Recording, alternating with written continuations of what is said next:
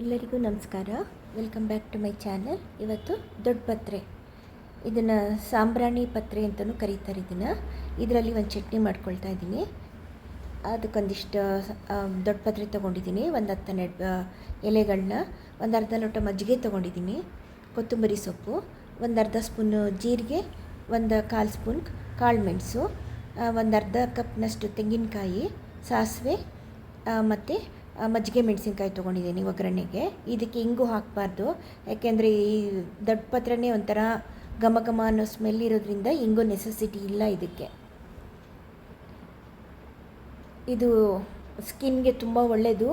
ದದ್ದಗಿದ್ದಾಗಿದ್ದರೆ, ಗುಳ್ಳೆಗಳಾಗಿದ್ದರೆ ಈ ಪತ್ರೆ ಸೇವನೆ ಮಾಡೋದ್ರಿಂದ ತುಂಬ ಒಳ್ಳೆಯದಾಗುತ್ತೆ, ನವೆ ಕಡಿಮೆ ಆಗುತ್ತೆ. ನೋಡಿ, ಫಸ್ಟು ಒಂದು ಬಾಣಲಿ ಇಟ್ಕೊಳ್ಳೋಣ.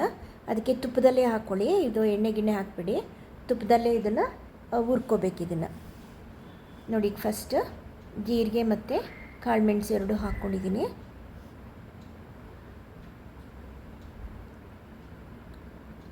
ಈ ಸ್ವಲ್ಪ ಕೆಂಪಾದ್ಮೇಲೆ ಆ ದೊಡ್ಡ ಪತ್ರೆ ಸೊಪ್ಪುಗಳನ್ನ ಹಾಕ್ಕೊಂಬಿಡೋಣ.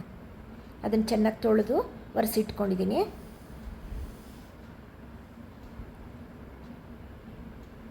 ಇದನ್ನು ಪಾಟಲ್ಲೇ ಬೆಳ್ಕೊಳ್ಬೋದು, ಬೇಗ ಚೆನ್ನಾಗಿ ಬರುತ್ತೆ. ಇದು ಪಾಟಲ್ಲಿ ಬೆಳ್ಕೊಂಡ್ರು ಕೂಡ ತುಂಬ ಚೆನ್ನಾಗಿ ಬರುತ್ತೆ. ಇದೊಂಥರ ಔಷಧಿ ಗಿಡ ಆಗಿರೋದ್ರಿಂದ ಮನೆಯಲ್ಲೇ ಇದ್ದರೆ ಇದು ಒಂಥರ ಶೀತ ಆದಾಗ, ಕೆಮ್ಮಾದಾಗ ಈ ಸೊಪ್ಪು ತುಂಬ ಉಪಯೋಗಕ್ಕೆ ಬರುತ್ತೆ. ಇದರ ರಸನ ತುಳಸಿ ಜೊತೆ, ಶುಂಠಿ ಜೊತೆ ಜಜ್ಜಿಕೊಂಡು ಆ ರಸನ ಜೇನುತುಪ್ಪ ಹಾಕಿ ಮಕ್ಕಳಿಗೆ ಕುಡಿಸಿದ್ರೆ ಕಫ, ಶೀತ ಎಲ್ಲ ಕಡಿಮೆ ಆಗುತ್ತೆ. ಆಮೇಲೆ ಮೈದು ಏನೋ ಗುಳ್ಳೆಗಳಾಗಿದ್ದರೆ, ಕಡ್ತಾ ಬರ್ತಾಯಿದ್ರೆ ಇದ್ರ ರಸ ತೆಗೆದುಬಿಟ್ಟು ಅರಿಶಿನ ಹಾಕ್ಬಿಟ್ಟು ಮೈಗೆ ಉಜ್ಕೊಂಡ್ರೂ ಕೂಡ, ಉಜ್ಕೊಂಡು ಆಮೇಲೆ ತೊಳ್ಕೊಂಡ್ರೆ ನವೆ ಕಡಿಮೆ ಆಗುತ್ತೆ, ಗುಳ್ಳೆಗಳು ಕಡಿಮೆ ಆಗುತ್ತೆ.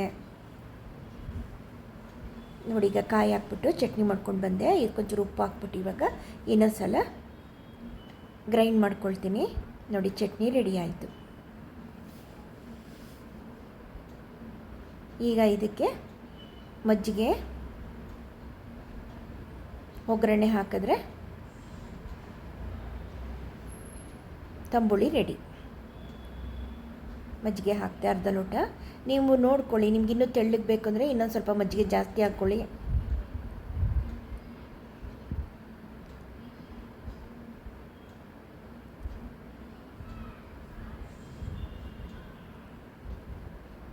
ತುಂಬ ತೆಳ್ಳಗೂ ಇರಬಾರ್ದು, ತುಂಬ ಗಟ್ಟಿನೂ ಇರಬಾರ್ದು ಇದು. ಈಗ ನೋಡಿ, ಇದು ಒಗ್ಗರಣೆ ಹಾಕ್ಕೊಂಡಿದ್ದೀನಿ, ಅದನ್ನು ಹಾಕ್ತಾಯಿದ್ದೀನಿ.